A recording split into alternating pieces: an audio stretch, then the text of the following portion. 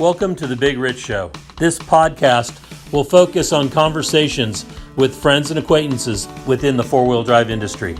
Many of the people that I will be interviewing, you may know the name, you may know some of the history, but let's get in depth with these people and find out what truly makes them a four-wheel drive enthusiast.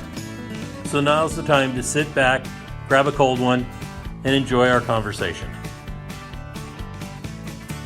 Whether you're crawling the red rocks of Moab or hauling your toys to the trail, Maxxis has the tires you can trust for performance and durability. 4 wheels or 2, Maxxis tires are the choice of champions because they know that whether for work or play, for fun or competition, Maxxis tires deliver. Choose Maxxis. Tread victoriously.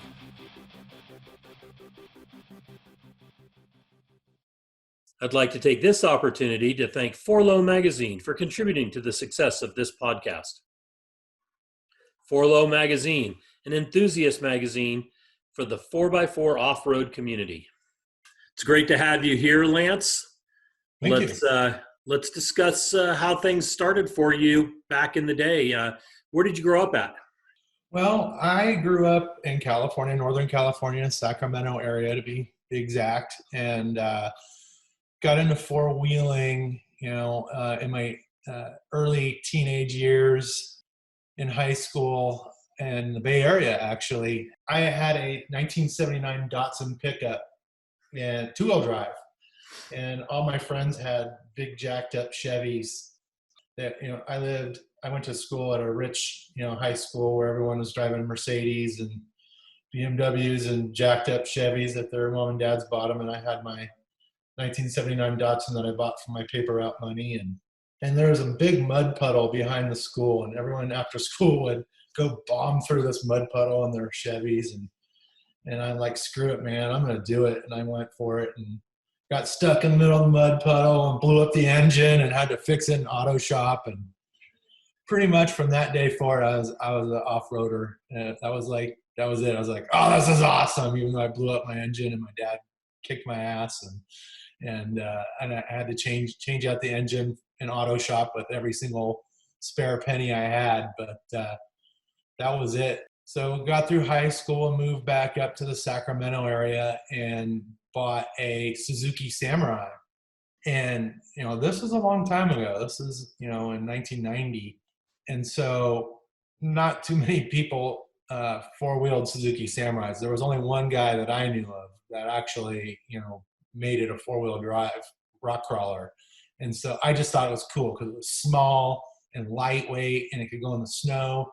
And I guess we were forward thinking a little bit, and I talked to this guy and about what he did, and then started saving some money, again, just a broke teenager budget. And so I met this guy named Kevin Kelly. And Kevin Kelly. There's a name. Yeah. And so he helped me build this Suzuki Samurai.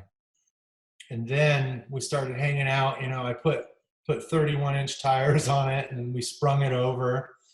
People are just like, oh my gosh, that is insane to lift a Samurai. They tip over, stock. Come on, you're going to kill yourself. I just hammered that Samurai everywhere, every day. I went four-wheeling every day. My best friend, who I consider my cousin, we grew up together. We're not actually blood related, but we are related just because we shared a crib together. Our moms were best friends, Jeff Fretwell. And so myself and Jeff Fretwell and another guy I worked with, Tim Downs, and Kevin Kelly that helped me with my Samurai, we all was like, man, we're four-wheeling all the time and having fun hanging out. We should start a club.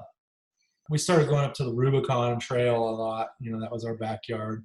And every time I'd go up to the Rubicon, I would, in my Samurai, I would break something. I just break it every time. It didn't have any gears. I couldn't afford a 4-to-1 transfer case or any of that stuff. It was stock, man, other than a spring over and 31s and welded rear diff. And so we'd go up there and I'd just blow steering parts and you name it. And I just loved it. I didn't care, And so we finally like, okay, let's make a club. And at the time I had started going to school for computer network engineering. We started this club called Pirates of the Rubicon. We're like, oh, we just, pirate is cool. And so we started this club, and it was really just more of a drinking club than anything when it first started, just hang out and have some beers and then go Well, camping. And I can tell you that when I met you back in well, it was first time I met you was in Arizona at an ARCA event, and then you yeah, came up to Cedar City for the ARCA event and stayed with us. yeah, And then we moved back to California, and I started hanging out with you and Rogie and hmm the Pirates, and it was still a drinking club. yeah. It probably still is a drinking club, but so we started this club. No aspirations of anything other than just hanging out and having a good time. And then I started getting those famous discs in the mail, the floppy drives in the mail from America Online, saying, check out the internet. And I was like, I gotta check this out. I put that disc in my 486 computer, and it changed my life forever. First time I put it in and got on there, and I think I was on my computer all night till the morning, looking at everything that you can see online, and it changed the direction of everything. Little did I know at the time, right? Uh, and I was like, oh my gosh. And I start looking for four-wheel drive stuff. And there was very, very little rock crawling and off-road stuff back then. This is the mid 90s. So I was like, and I'm going to school to be a network engineer. And I'm like, okay, screw this, network engineer stuff. I want to make websites, I want to make 4x4 websites. So I started researching how to make websites, and there wasn't a whole lot about it, and so I just started kind of hacking it out on my own, looking at the source code of websites that were online and seeing how they made stuff. And so, using Windows Notepad, I just made my own website and tested it. Because when you signed up for an internet account with America Online, you got a little bit of web space. So then I uploaded some pictures, and it was really cool. And then I subscribed to an local internet provider in Shingle Springs, California, called Intersite. And so they gave you like a free real website. So I published a website, and we called it the Pirates of the Rubicon webpage, right? And it was just pictures. At the very, very beginning, it was just pictures of our wheeling. I saved a bunch of money and bought a scanner, and the scanner wasn't like the scanners that you can buy damn near anywhere now. It was very expensive, and you had to tape down your 35 millimeter photo, and then you had to roll the scanner over it slowly and straight, and it usually took about 10 times to get it right. That's how we scanned the photos. And if you looked at one of those photos now, you'd be like, oh my God, I can barely even tell what it is. It's such terrible quality. You couldn't have high resolution anyway, because you're on a 24 baud modem, that took an hour to download that photo online, right? So I had this little website, and then I discovered some forum software, very rudimentary forum software. And so I figured out how to put a forum on this website. We started telling all of our friends about it, and everyone else started using their America Online free introductions discs as well. And next thing you know, people are starting to join the forum, and we'd post about the next Rubicon run, and it was very local back then. And the localness of it really only lasted a few months, and then it started growing, and people started finding out about it, because we'd post really hardcore photos of us getting it in little sleuths, right? So people are like, oh my gosh, these guys are crazy, And so people would share it and let other people know. And next thing you know, the forum was pretty busy, and it grew pretty quick. After about the first year of the website being up and running, I get a call from our local internet provider, and they say, hey dude, you got to move your website. Why? Like, because your website's getting more traffic than all of our other customers combined, including all of our dial-up customers. And I was like, oh my God, are you serious? I didn't know what to do. I didn't have any money. And so I made a post on the forum. I'm like, does anybody know where I can move our website to? We're getting kicked out. And so there was a gentleman named Dan, and Dan owned he had an internet startup company. And so and it was called NetSite World. It's not around anymore. But he's like, dude, I will host your website for you for free, and we need to make a domain name for it. I'm like, what the hell is a domain name? He's like, soandso.com.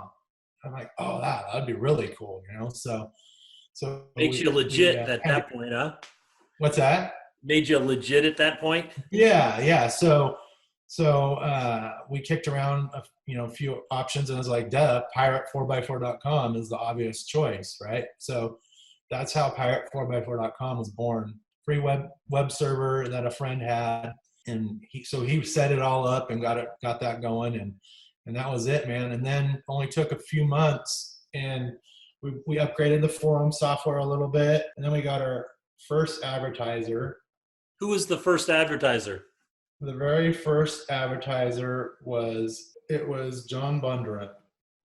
John Bondurant was our very first advertiser. And I was over the moon of having our first paying advertiser. I was just like, holy crap, is this real? Someone's paying me to have four-wheeling stuff online. I just thought it was the coolest thing. That was the beginning of it. And it was All Pro Off-Road, John Bondurant. So John Bondurant started it all. I don't even know if he realizes that he was our very first advertiser, and was the beginning of making a living four-wheeling for myself.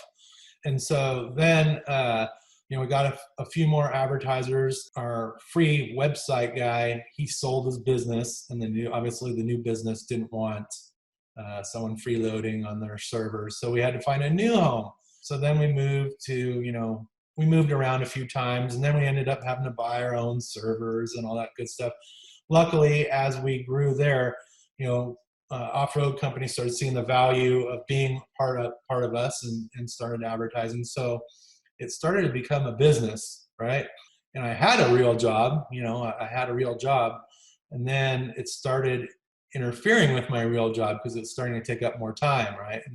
And I believe it was 2000, 1999-ish, late 1999-ish, Y2K coming in hot. I was working a lot doing the Y2K projects in the network engineering field for the phone company. So as soon as my contract expired in early Y2K, year 2000, that was it. As soon as my contract was over, I said, I'm not going back to work. I'm going to do Pirate full time.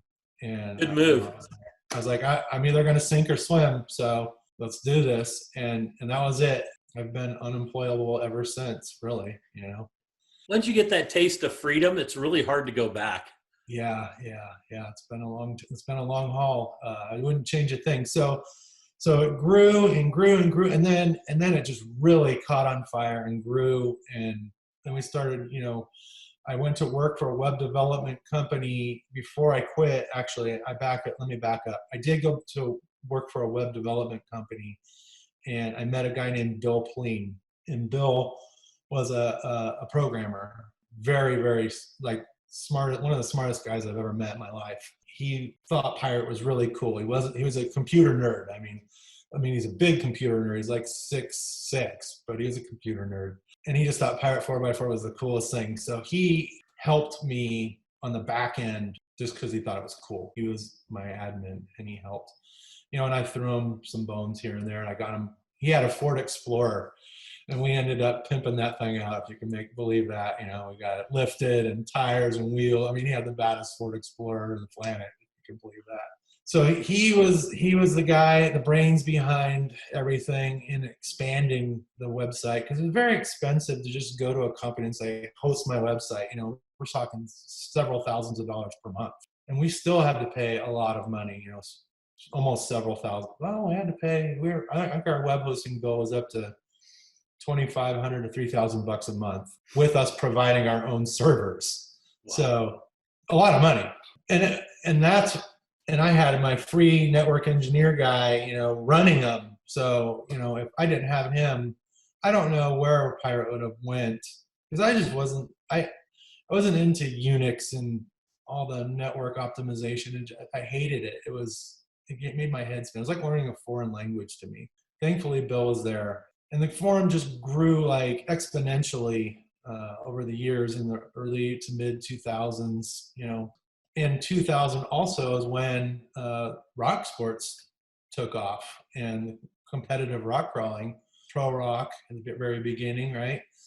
And so we went to our very first competition to watch. I believe it was Johnson Valley was the first one we ever went to and watched. I was like, holy crap, we got to do this. Me and Bob Rogie. We all went and camped and watched this thing, and like, this is so cool, so cool.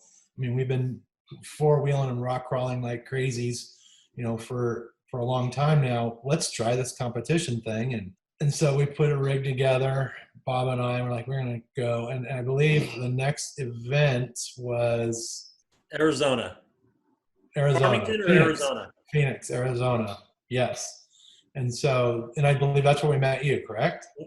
In Phoenix? Yep. I'm surprised we probably saw each other but didn't meet at that Johnson Valley one. Yeah, and I think that was the Johnson Valley event was 1999, if I'm not mistaken. Yeah, that's what I was thinking.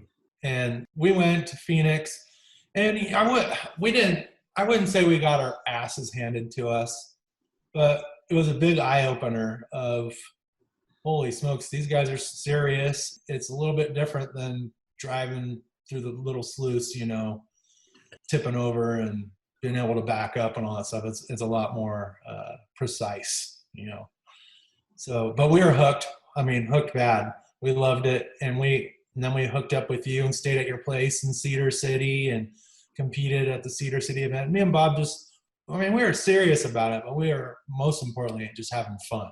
That's what it's all about. And we went to all the rock crawling competitions in the early years there in 2000. And then I met this gentleman named Mike Schaefer who had this little Suzuki Samurai buggy, right? And I just was blown away at how capable it was. And you know me, I had a little soft spot for Samurais because that was my first rock crawler. So I just thought it was really cool that he was like the only guy in this Suzuki Samurai. And he didn't even have front dig at the time. He only had cutting brakes, because he had a true Samurai running gear, and he couldn't front dig at the time with it. And so he was just cutting brakes, but his buggy was so light and he was so nimble that he was doing very well. I was like, gosh. And then we started chatting, and I'm like, dude, if you ever need a spotter, I'd love to, hook up with you. I was a big boy back then. Taco Bell. Taco Bell King. I was like 285 pounds. I was a big boy. I'm only like 190 now, so almost 100 pounds heavier. And so I'm like, dude, I know I can just drag that little Suzuki wherever the hell you want. Let's do this. And oddly enough, Mike was the skinny guy back then. So I'm not saying he's fat now, Mike. I'm not saying you're fat now. Actually, he's lost a lot of weight too. So he's like, he's like, okay, yeah, I'll give you a call if I ever need you. And then I don't know what happened with his spotter at the time, but something happened, and he called me and like, hey, dude, you still want to try and spot for me? I'm like, yeah. So we went out and we got together and did our first competition together, and we won. First event of the season, boom, I think it was 2001, right? And we won. And we won pretty good.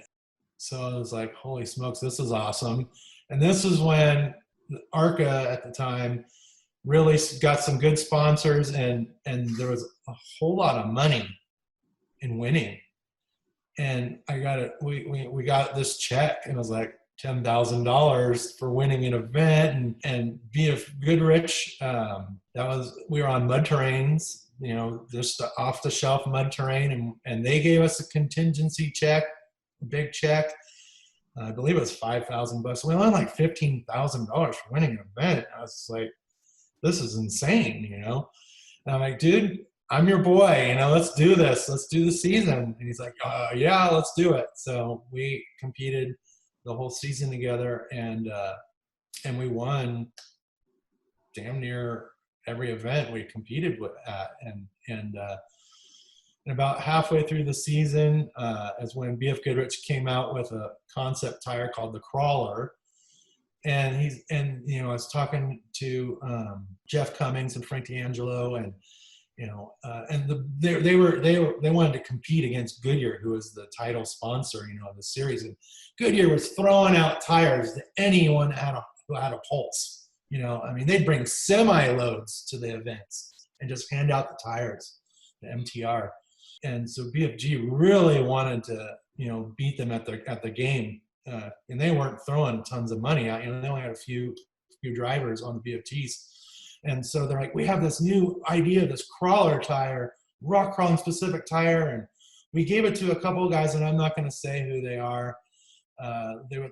But they were desert racers. And it's like, why did you give these tires to a desert racer to test and not rock crawling? I said, well, we've got a set that he gave back. Here, why don't you put them on your buggy and go try them? So we put them on Mike's Samurai, and we went and tested them, and we're like, oh my God, these things are like magic. They work so good. And we call them up, and we're like, make more, please. And they gave it there was only 2 sets in existence. The set we had, and then a set that Tracy Jordan was testing as well. And Tracy had the same result. He's like, they're awesome. So they started making more of them to test. And so we went out and competed on these tires, and God, they were insanity. They were so sticky and kind of a game changer for the industry. We kept winning, and we ended up winning the national championship that year. We heard the next season, this guy who I've already mentioned once, John Bundrun, decided to meet up with a guy named John Nelson and Larry McRae. And they put a super team together, right? And yeah, they did. It came out at Supercrawl with this funky buggy looking thing with a Volkswagen engine. And they were being really secretive and whatnot about it. And we go by and we look at that pile. That thing's stupid. Whatever, dude. As we all know, that buggy changed the industry as we know it. Still to this day, moon buggy style buggies have put a big dent in. Our car was more like a pro mod style car, of today. Very true. And it probably wouldn't even be competitive in pro mod now. But to go from that to this radical, unlimited looking buggy that didn't resemble anything. We still see the buggy tiny. One of the Mexican teams comes up and competes in Texas with us. Oh, nice. Yeah, and then a guy named Chris Smith was running Pro Mod in that old Samurai buggy. Yeah, I was stoked to see that thing come back and compete. So it was amazing remembering how it ran back in the day, because I can remember sponsoring at the first UROC event. As Cal Rocks, I sponsored Mike and Bob Rogie. Mm-hmm. And Bob was driving, Mike was spotting. He had the Warren hub fuses. Yeah. And my job was to carry hub fuses and the T-wrench to get the hub caps off, Nice. Because they were blowing those things like on every obstacle, at least one of them. Yeah. But the car worked really good for what the courses were then. Right. Now they were bigger, open, big climbs, big drops. Chris bought that vehicle and then started competing at We Rock with it. We were doing more side hill and tight turns, and the car liked to roll over a lot. Mm-hmm. Now, I don't know if there was a change from when Mike owned it, how big a change from Mike owned it to where Chris was owning it, but I think there was a big difference in driver ability as well. Right. Yeah, the car had a tendency to just get up on the rock and then all of a sudden, boom, be up on its lid. But the courses were a lot different, and today they're a lot different than back in the old days. Yeah, and then Larry and John just dominated moving forward. And so then I got the opportunity to Mike kind of hung it up after a couple of years of competing, and I still enjoyed it. And so then I met up with Shannon Campbell, who was competing, and I believe his brother was his. And then I teamed up with Shannon in the unlimited class, and he came out with a kind of a tiny look-alike vehicle with his own flavor, and it was really really cool rig. Jesse Haynes was, at the top of the pack, in competing. And so me and Shannon teamed up together, and we did very well together in We Rock. And we won 2 Grand Nationals together, which was awesome in his buggy.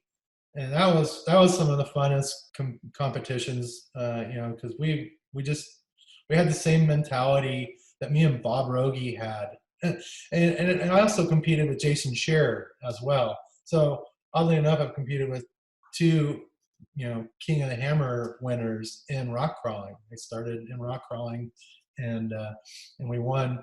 Me and Jason won a lot of competitions as well.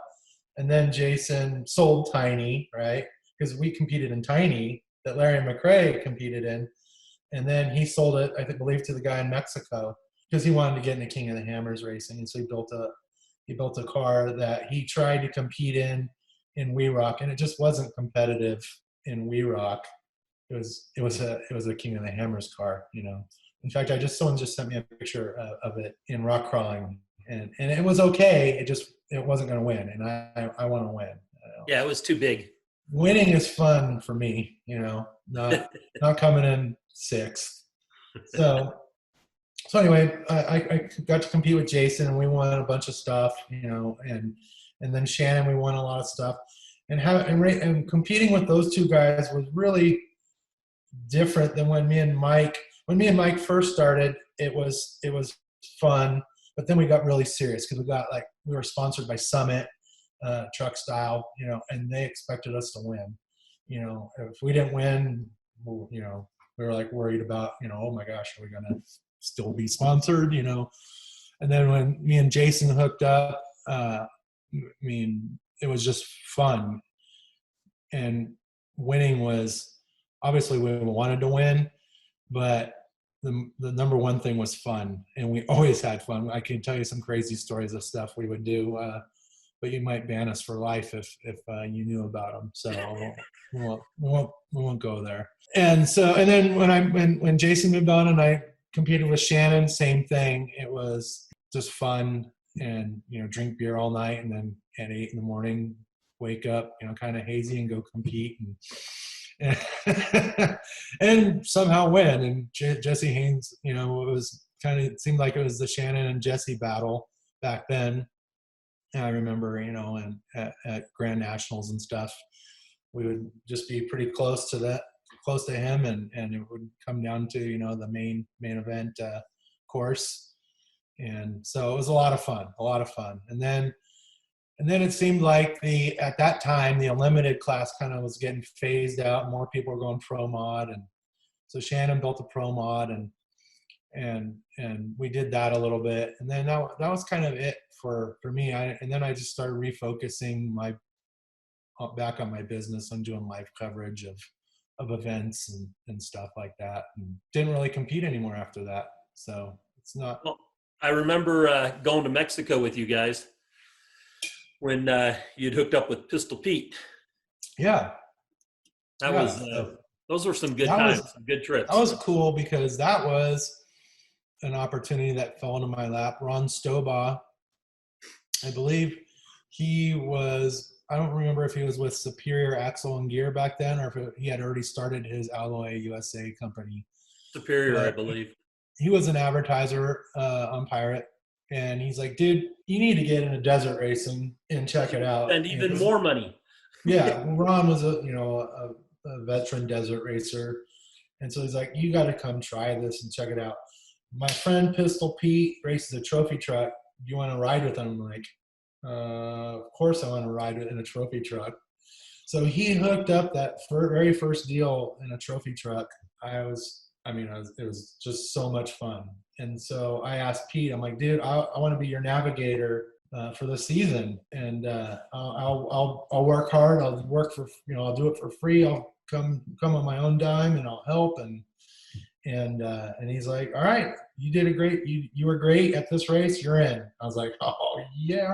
So I raced with Pete actually for a couple years, and again, it was kind of the same thing. Have fun first. We'll end up where we end up. And obviously, Pete was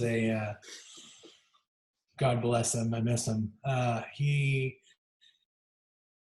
was very serious about his racing, but he was there to have a good time, and we had some good results. I mean, we came in with you there. We came in 4th overall at the Baja 1000 that went all the way to Cabo, and that was we were pretty stoked on that finish. And almost had 3rd until what like the last 7 miles. Yeah. Robbie got around us. Yeah, the rear end was toast, man. So yeah, I raced with Pete for a couple years, and we had a great time. And then I got the chance to race with Roger Norman, who owns Score now. We raced together in the Baja 1000, and we Ironmanned it. Our goal was to win, and we had pole position. We pre-ran for a month straight. We pre-ran, I believe, 7,500 miles of pre-running. It was insane. I mean, and we did sleep deprivation training. I mean, this was a big budget team back then, and we did everything that you could think of. It was pretty cool. We were convinced we were going to win. I mean, this was our race to lose, basically. Pole position, and we had trained and pre-ran like nobody else. And so we had a great race, and then we got about one race mile 150. We got a flat tire, but we changed it quick. We only lost one position, and then it got dark. He got some new lights. I won't mention the company. But they're a new light prototype, right? And I don't know about running prototype stuff in the biggest race of the year, but the prototype lights didn't like vibration and bouncing around. Internally, were failing at the mount, and so they were just flopping around, racing. 2nd overall, trying to gain ground and get back to 1st position. You're riding at full tilt, and so we need every ounce of light we can get. And so lights started falling off the car, and it was crazy. And so we'd go to a pit, we went to our pit, and they'd try and put some on. It had taken too long, and so we just go. And by the end of the race, we had like 2 lights that worked left, and they were spotlights, and it was fog, and so we ended up finishing 3rd overall, amazingly, with almost no lights. And that was the craziest race I've ever had in my life, for sure.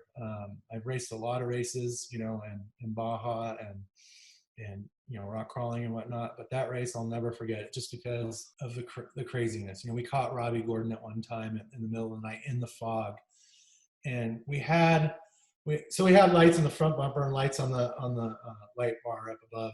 When we were in our pit, Robbie passed us, and so then we go. He's like, I'm gonna catch him. And so we're in 4th overall at that point, we were in 3rd, and Robbie was in 2nd. He goes and he's just getting it. I'm like, dude, we are driving a little over our heads, at this pace with limited lighting, right? I'm thinking to myself, I'm like, maybe we should let him go, and he catches him, and he doesn't slow down, and we punt Robbie so hard. And it blows the rest of the lights off. It blows like the whole front bumper off the front of the truck. So we lost like all of our good lights. That was the end of the good lights that we had. And I'm like, wow, dude. And so that's where I coined the term Robbie vision. People get Robbie vision when Robbie's in front of them, and they just want to punt him. He's like, oh man, I'm sorry. You had Robbie vision. We kind of laughed, but we were kind of bummed at the same time because that definitely slowed us. There's no way we were going to be able to, pass him at that point. And Robbie, of course, even though we punted him so hard, he didn't move over. He kept going. So we just had to basically chase his dust for the rest of the race. Yeah, so got after through all the trophy truck racing, we also ran our own Jeep Speed campaign. Mike Schaefer and I teamed up and we raced in his Jeep Speed, and then I bought my own Jeep Speed. The Terminator? Yeah, the Terminator. Had a lot of fun with those. Gosh, they are really a lot of fun. And it doesn't matter, desert racing, and it really is like in any racing, I guess. Doesn't really matter what kind of car you're driving that car to its maximum ability.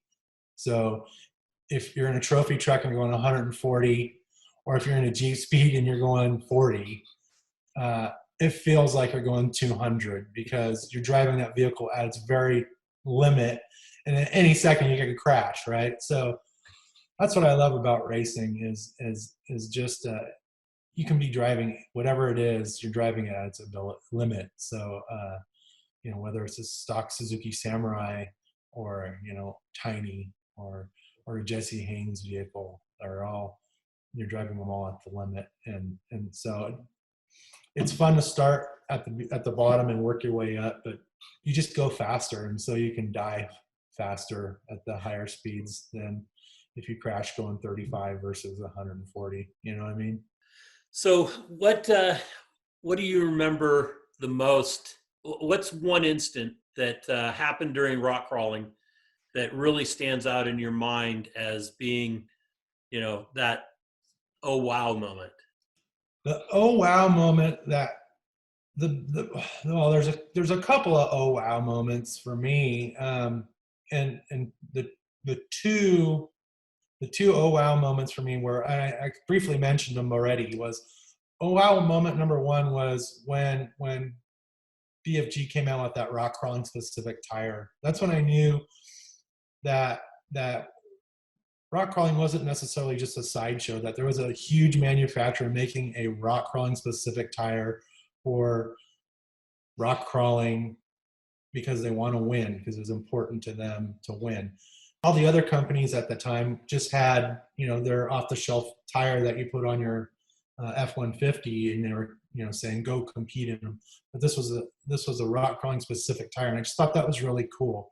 It was cool to be a part of the development of that, and help giving this giant company, multi-million-dollar company, feedback on, I was just a punk, back then, and they valued our opinion. I just thought that was amazing. I love being a part of that. And then the other thing that was a major oh wow was when the first time I ever saw Tiny on an obstacle, and it just made it look so effortless. The well-oiled team that they put together secretly, and then just came out and smashed us all. I mean, they didn't just beat us by a few points; they just smashed everybody. And that was like, well, everybody else needs to go back to the drawing board now, because that car has changed the industry forever. Well, John called me up one time while they were they had Tiny developed, and he says, Rich, you have to allow us to put water in the tires. And I said, John, no, I don't. And he goes, well, water's free. And I said, no, water's not free, because everybody, your chromoly axles that everybody's running now are going to break, and everybody's going to have to find, the next new unobtainium metal, which ended up being 300M. And I said, so there's teams that won't be able to compete because, you've got water in the tires. And he goes, well, Craig Stump has already agreed to let water run, be running the tires. And I said, there's problems with that. First of all, you're going to outdrive the courses as they are now. So we have to make them even more difficult and more, which is going to end up being more dangerous. And I was always thinking about the teams, what we were doing to their rigs, and what we could possibly do to them in the case of a horrific rollover. It's like when Trent went off at Donner, went off the top of that, or Jason Berger driving the Trent car, whichever one it was. And, there was like 10 rollovers, or something down to the bottom of the mountain. Right. And it was like, holy shit, we're lucky we don't kill somebody. So let's, but it got to be really crazy. And he goes, well, Rich, the thing is I'm going to put something in those tires, whether it's $15,000 worth of tungsten welded to the inside of the rim. Right. I'm going to have weight. So then you're going to make it so I can just whoop on everybody anyway, but water's free. Right. And I went, damn you, John. And that's my Nelson moment. Right. Was dealing with him on that side. And then there was another time where it was just before the Baja Rocks event that Dirty Dan Brown did down in Baja, Cabo area.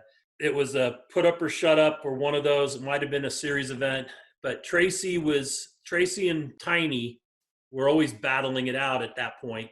Right. And while Larry and John are over running the courses, John Nelson is following Tracy, right, and harassing Tracy to the max. I remember Tracy rolled, got all frustrated, rolled, smoked his motor, afterwards was blaming John for that.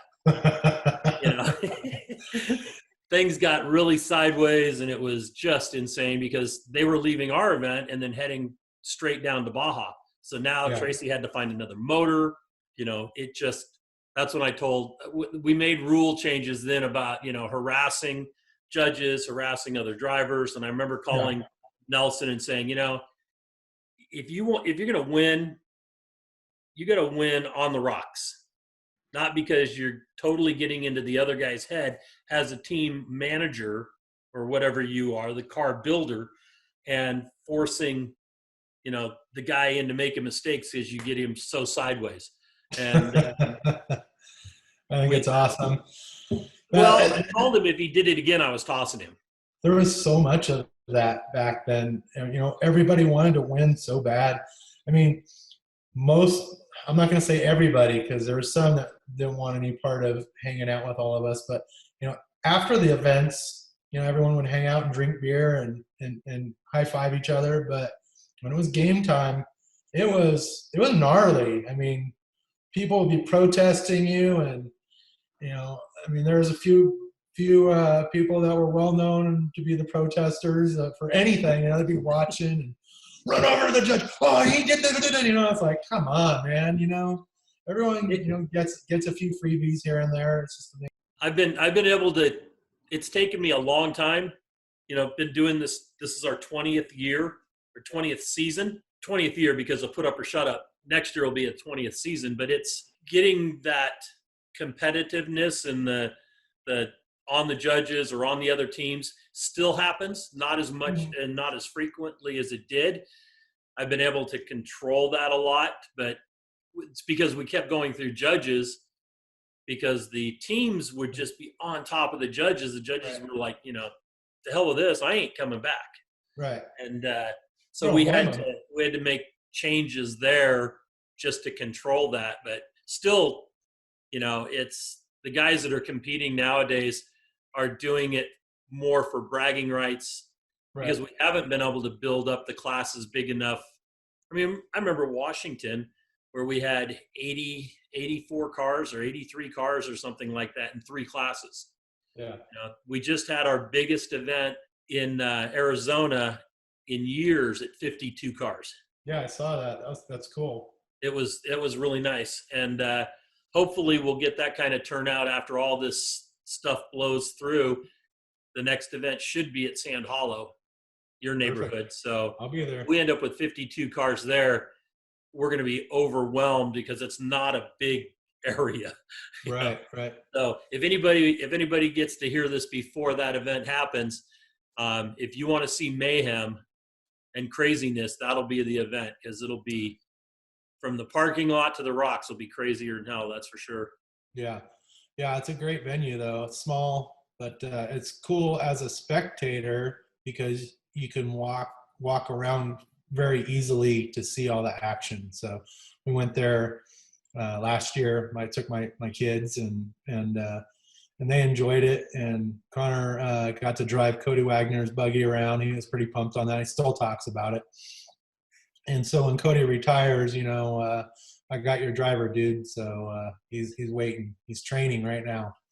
So, but yeah, no, the San Juan event, obviously it's a short drive for me. It's like 5 minutes away, but it's a great venue for a spectator because you can just walk from course to course within, 1 minute of each other, and boom, and you can watch the action, and it's pretty much nonstop. So, and a nice grassy infield area. Yeah.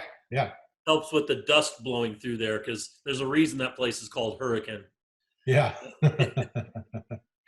So, talk about after Pirate, you started another company in a different direction in life.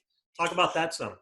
So over the years of Pirate, in the early, also even early 2000s, all the way, forward, every now and then I get a call or an email from a company saying, I want to buy Pirate 4x4. And I'd say, show me the money, sucker. And they would, give me their number, and I'd be like, what am I supposed to do with that? Go to Taco Bell, So, there was always those deals, coming up through the years. And one company had approached us, and when I say us, I didn't mention Camo earlier. Camo came on board once I got overwhelmed of running things by myself. Camo was this pretty savvy business guy back in the day. He was the glitter king. He was on the pirate forums, and he was glitter bombs. Yeah, he was a big part of it, and he had some great ideas, and so he came on board with Pirate to help us take it to the next level and kind of run all the marketing and advertising side, so I can focus on content and the technical and content and stuff.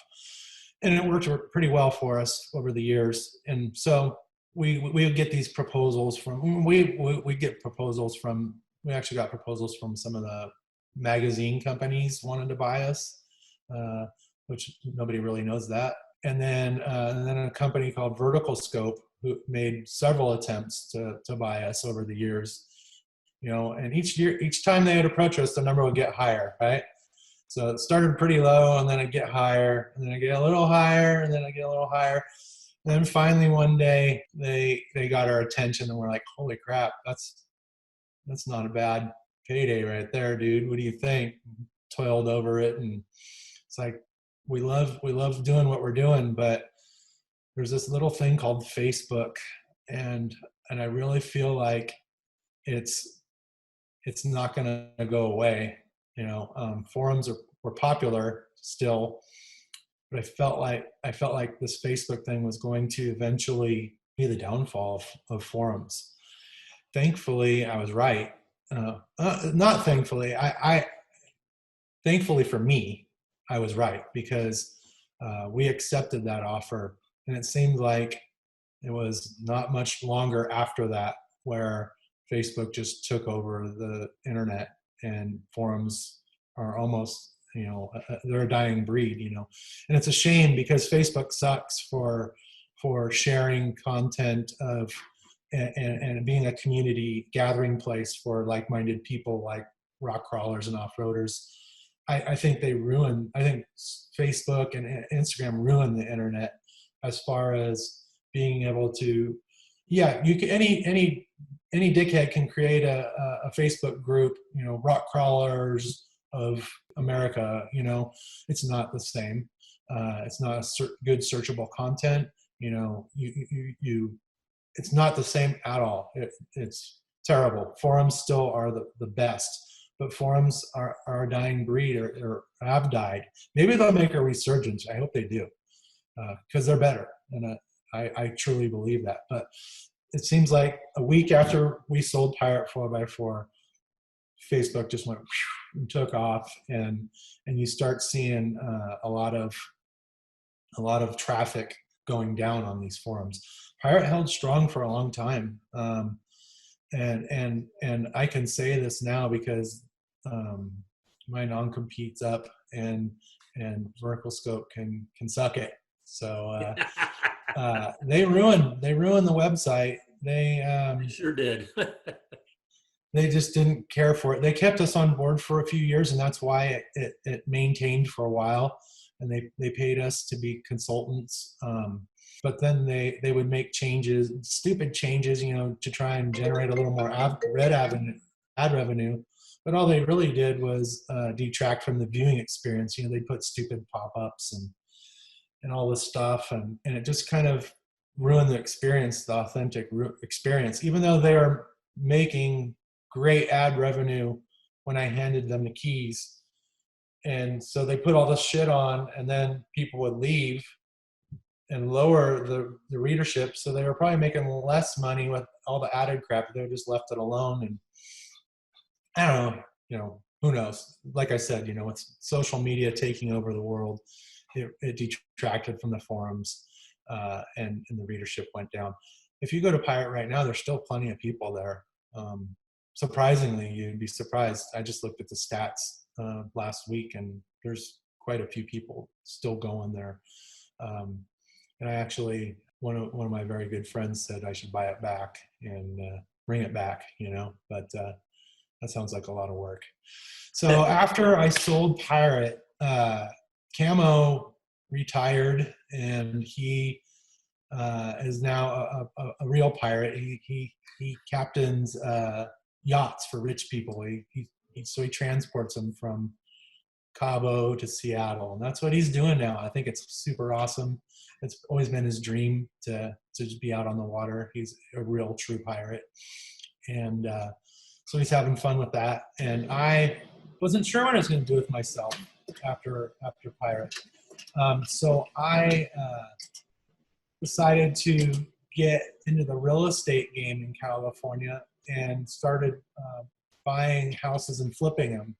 And with a couple of my contractor friends, Jimmy Jack, who races Ultra 4, and the Gomez brothers, buddy Todd Treat, a good friend of mine, he's a contractor. And so those two contractor guys would work with me, and I'd flip houses, buy them on the auction, on the courthouse steps, sight unseen, and then they would go and they'd do all the work, and we'd flip them and make them the nicest house in the block. And it was very successful. We only had a few gotchas where we got lost money. And so that was fun. And then I got the tax bill for Pirate 4x4 from the state of California after, a little while. And I had to pay the state of California so much money. It was the final straw that broke the camel's back of living in California. I was just so mad. I knew it was coming, but seeing it in front of you, in front of your face, right?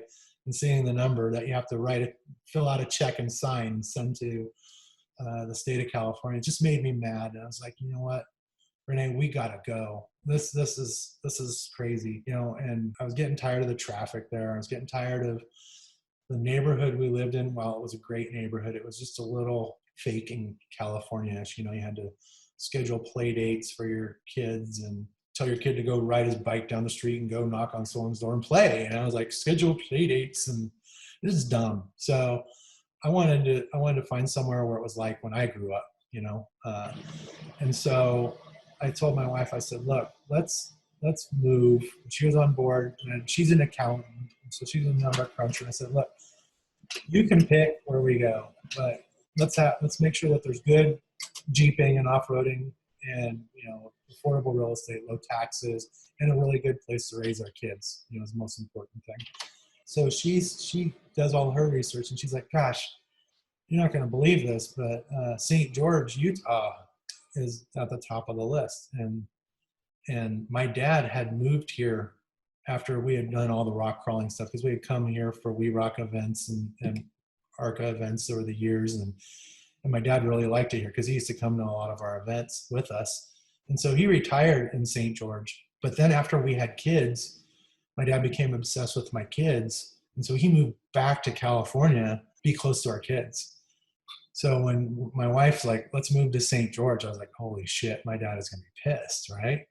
Because he had moved to St. George, then moved back to California. And then we told him we're going to move to St. George. So he was pretty pissed, but he's like, if you're going, I'm going too. So he put his house up for sale too. And he ended up moving here about a month after we did, which which was awesome. So when we moved here, I decided that I didn't want to flip houses anymore because this is A, the market here is much smaller. B, it was just a little sketchy buying houses sight unseen, high stress level job when there's a lot of your own money on the line. So I just decided to get my real estate license and sell houses, be a house hawker. My mom did it, when I was growing up. She was a real estate agent, so familiar with the business. And so when I was flipping houses in California, my mom was my real estate agent. And so she was retired, and so I basically did everything. I'd log into her MLS and do everything. So I'm very familiar with the process and the business. And having a computer background, I already figured out, I'd build my own website and attract clients that way since I didn't know anybody here. So that's what I did, and I'd say I've been pretty successful at it, selling houses here. And I've tried to cater to out-of-state people, California off-roaders and stuff like that. And when you bring a Californian who's born and raised in California to Utah, the area sells itself. With all the off-roading here, Sand Hollow and all around the area, the mountain biking, which I've gotten into. That's like my main passion right now, is going mountain biking. And you could walk into Ace Hardware in Hurricane and buy a can of spray paint and a AR-15 with a 30-round clip and walk out with it. How can you go wrong with that? Californians are like, yeah, Californians lose their mind when you show them that. I know I did. I was like, that's awesome. And then you're driving around, you see a side-by-side driving to the grocery store to get groceries, and you're just like, so this is what it's like in a free country. I've been missing out on this for 40 years, so it's a whole different place than places like California, living here. And it's been great for the kids. The kids love it. They're thriving. They love their school. They're learning Chinese in school, which is crazy. They can read, write, and speak Chinese. My 5th grader and my 2nd grader. And,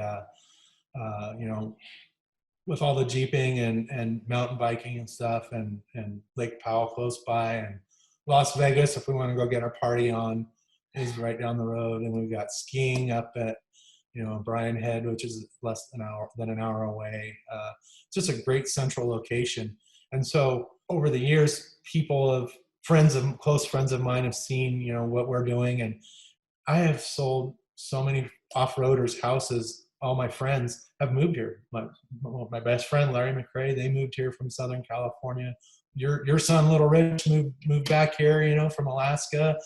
The Hagels and just so many people. I could go on. I can give you a list of countless people that have moved here, off-roaders, and they all love it. There's only one person out of everyone I've ever sold a house to that I'm aware of who decided it wasn't for them here. Roxy? Yeah, Roxy. I couldn't believe I was offended, but I blame it on that she didn't listen to me on where to move to. Because I told her to move to St. George, Hurricane area, and she wanted to move to New Harmony. And then they decided they didn't like New Harmony because it was in the middle of nowhere. It's like, no shit. I told you it was in the middle of nowhere. So God bless her. Love her. Wish she was still here, but she's doing well in Texas. So 1 out of 250 isn't bad though, right? Right. No, you've done well there, and you've pretty much made it the go-to place for any off-roader. I mean, Stobaugh's there. One of the Currys is talking about going that direction. So it's yes, there is. One of them is in contract on a house here. Oh, nice. Okay. Yeah. Cool. So all the lots of industry people have moved here. Like, you mentioned Stobaugh, and there's Interactive Garage. Hagels are here. Chapman's, Lifetime LEDs. There's a bunch of guys in the industry that have moved here. They recognize the low taxes. It's very business friendly here. You can get cheap commercial property here. It's got a good distribution area. We've got I-15. There's several big, large distribution companies here. People I see when I post a house for sale here and there, people are like, oh, but there's no work. Yeah, there is work. You just got to look for it. There's plenty of work here, for any industry. So, and our airport here has expanded exponentially since I've lived here for 7 years. Yeah, it used to be up on the bluff.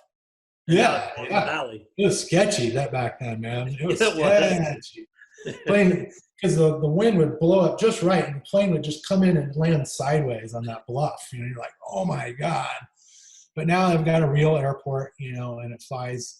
It's not an international airport yet, but it flies to Phoenix and LAX and Denver and Salt Lake, and you know, so from all these connecting points, you can get anywhere in the world you want to go. And if you plan ahead, it's pretty cheap, you know. But if you're doing a last minute flight, then we just fly out of Las Vegas.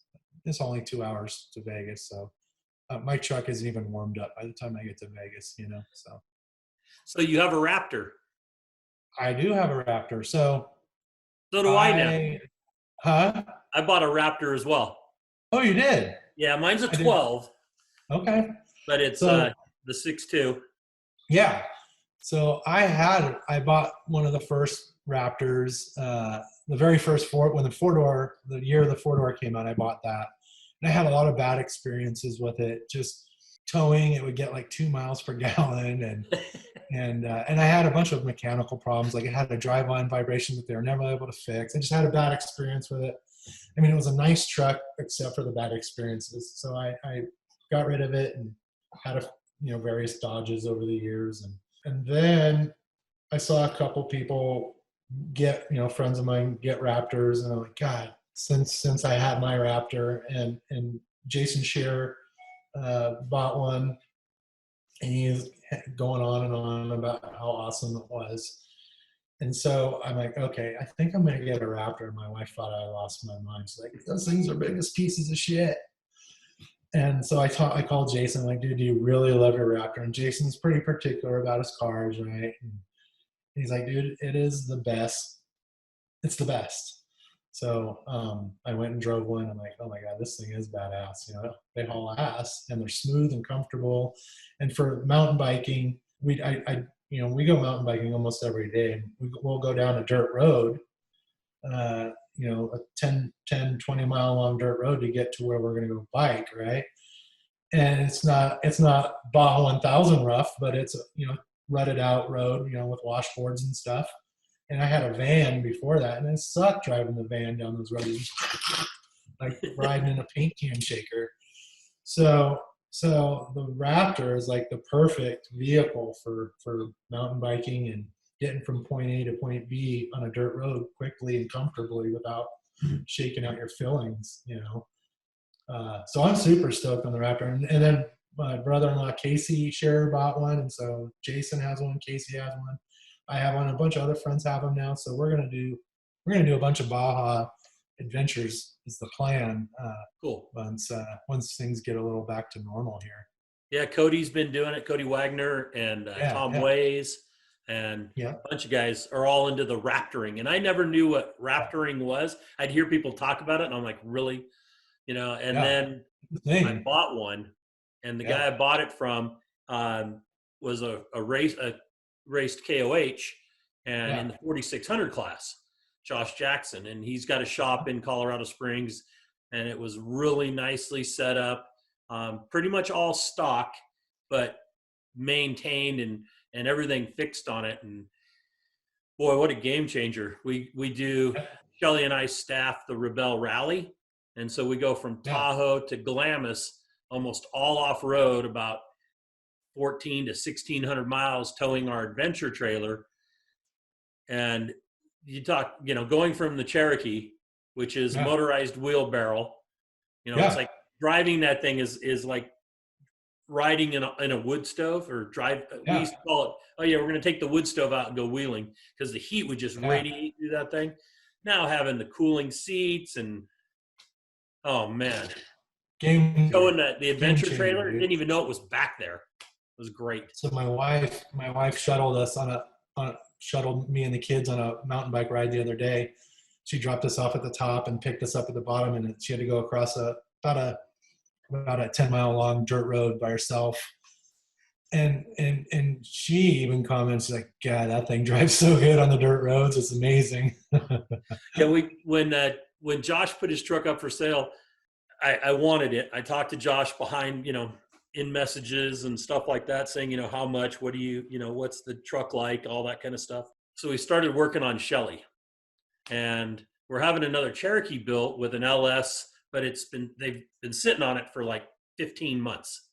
You know how off-road shops are. So we weren't going to have it in time to get ready for the Rebel, and we didn't want to we put about $2,000 into my 92, and it was still just, was it going to make the whole trip?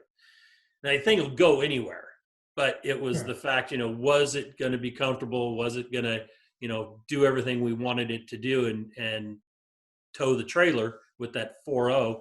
We started working on Shelly about the Raptor, and we went out to a circle track race outside of Colorado Springs, and there was a lot of dirt road, and the road was all big potholes in it and stuff, and Shelly was riding back, and there was guys following us that were in their dually, a big dually, 4-door, and they complained about the road when we get there, and they were saying, man, that road was so rough, those potholes sucked.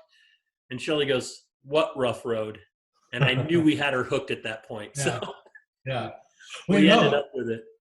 I don't know if you rock crawled in yours, but they rock crawl like a son of a bitch. But mine's Johnson Valley.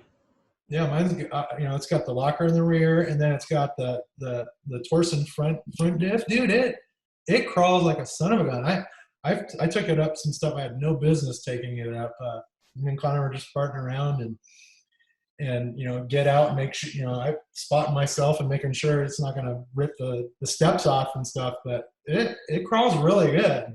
Really good. We were on the Rebel in Johnson Valley, just off of Soggy Dry Lake, and there's some flagpoles up there, like a memorial. One of the girls that was driving some media people around had her Land Rover Discovery, or one of the newer ones. She put a call out that she needed to get winched out. Well, we get up to where she's at, and I'm looking at this rock trail, and I drive around. In the Cherokee, I would have just dove right in there from the top, really narrow goat trail or whatever. But in that Raptor, it's so much wider. Yeah. I drove around this knoll that she was stuck on, and I'm like, the only good way is to go right up behind her and then drive around her where there is no trail. And, all rocky and everything. And I'm looking at the rocks, and I'm looking at my steps, and I'm thinking, okay, well, here we go. I was the only one in the area because everybody else was all down by Means Dry Lake by that point. So I drive past her, turned around, winched her back up, got her up on top. And now it's like, okay, how are we getting down? Well, she didn't want to drive down the same trail she did. So we went off the sand hill on the other side, and the sand hill on the other side had a rock ledge that went from left to right almost all the way across. You had to come in, drive along the rock ledge, and then turn and go off into all on sand, get around the rock ledge, and then drop down a nice sand hill. Well, we're doing that, and the sand starts to slide away on me. I pivot on the rock ledge with my step, and it just made this horrendous noise. And I thought, well, I just left my rock step up there. Shelly's in the truck, and she just looks at me like, really? We've only had this thing 2 weeks? And we get down to the bottom of the hill. I open up the door, and I look out, and I'm like, the step is still there. And then I get underneath and look at it, and all it done is peel a little bit of the rhino lining, the Linex, off of the step. But that horrendous sound, and it was just fine. And I was like, first of all, I couldn't believe I got up there. Second of all, I couldn't believe I got down without any damage. Right. And I love the truck, and we're going to do more raptoring. Yes. Can't wait. Yes. Yeah, it's good stuff, dude. So what do you think is in the future for you? Do you have I know you're into mountain biking, and your son's still riding BMX. Yeah, kids are still both riding bikes. They're both racing BMX. They're more my son specifically is more at a transition right now. I don't know what he's going to do. He's been riding a lot of mountain bikes, but he still races BMX, but I think he might be gravitating more toward the mountain bikes. I guess we'll wait and see what happens. Either way, I'll support him as long as he's out doing something active, Right. My daughter still loves BMX. She rides mountain bikes, and she does it really well, but she says she wants to keep racing BMX. Me, I don't know. I go day by day, dude. I don't have a plan. I don't have a game plan. I've been fortunate enough to continue racing in Baja with BF Goodrich on their team in the Baja Challenge cars. Got to be driver of record in 2019, and we won. So that was really cool. That was super fun, crazy race. I could spend another hour just talking about that race. It rained. It was one of the unprecedented rainstorms right before the race, and they had to delay the race for 2 days because of mud. And it was still just a mud bath. I mean, insanity. We blew up our clutch in our race car and changed it on the side of the trail, and just madness. Typical Baja stories, right? But obviously, I'm going to do that as long as I can keep weaseling my way onto the BFG team. I'll keep doing it until they get tired of me. But Jeeping, I've got Optima Batteries is coming here tomorrow to my house. They're going to film like a welcome to my crib quarantine style event video segment of all their brand ambassadors. Nice. So just trying to stay involved in the industry a little bit as much as I can, to not drift off into oblivion, right? And just stay involved a little bit. I don't know that I want to work in the industry anymore. Having fun and going rock crawling and jeeping every now and then, and having fun is really what I want to do in the industry. You never know. I'll never say never, because anything can happen. And if the right opportunity presented itself, I could get involved in the business again. But I don't see it happening anytime soon.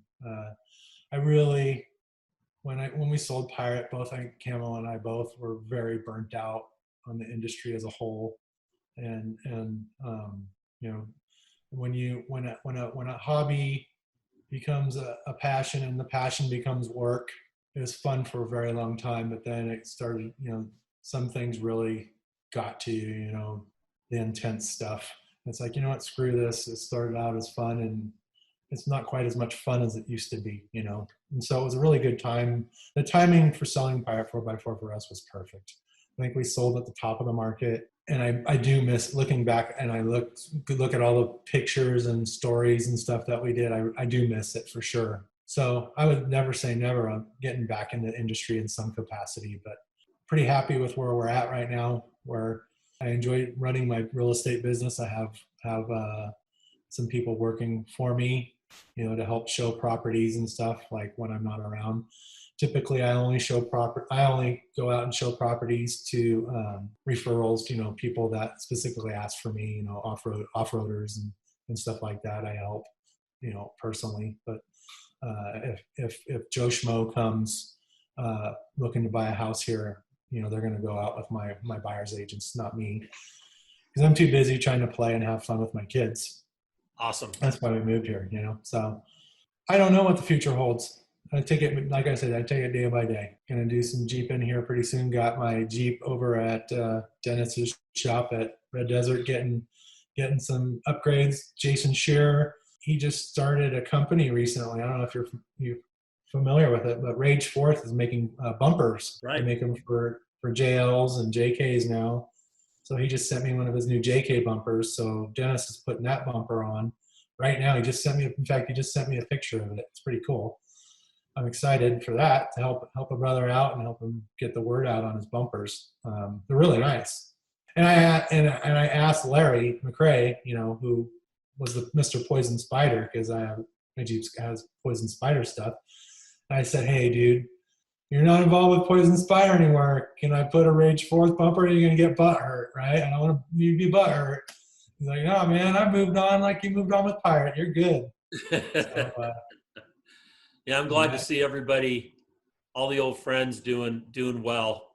It almost like there's only a few of us still in the sport or around it from the old days. Jesse, Cody, even Ken Bloom has moved on. It's we're getting a lot of new blood, which is great. Yeah. And we're doing the magazine now for Low, and July it'll be 3 years, and that's my retirement game is get that magazine built and then travel for the magazine, along with doing the podcasts and just trying to bring back the history. I'd like to write a book on the history of rock crawling and rock sports, where they have a lot of stuff on Baja racing, but there's nothing out there about us. Hoping to do that. I'm not a real good writer, but luckily I have Shelly. She's an excellent editor, so she can take scribbles and make a story out of it. So some of the stories I can't talk about, but that's all right. There's a lot of those. There's a lot of those. Some of those pirate trips. Oh yeah. Yep, there's some good stuff. Yep. What happens on the Rubicon stays on the Rubicon. Yes. What was I going to say? I don't know. So, that's pretty much it for me, I guess. Well, I appreciate you coming on and spending some time with us and discussing your life and everything that you've had going and are going to do. Again, thank you. Yeah, no problems. It was fun. And if any other off-roaders want to move to Utah, look me up. St. George Properties. There you go. All right. Take care, Lance. Thank you. All right. Thanks, buddy. We'll talk to you later. All right. Have a good day. Thank you. Well, that brings this episode to an end. Hope you enjoyed it. We'll catch you next week with Conversations with Big Rich. Thank you very much.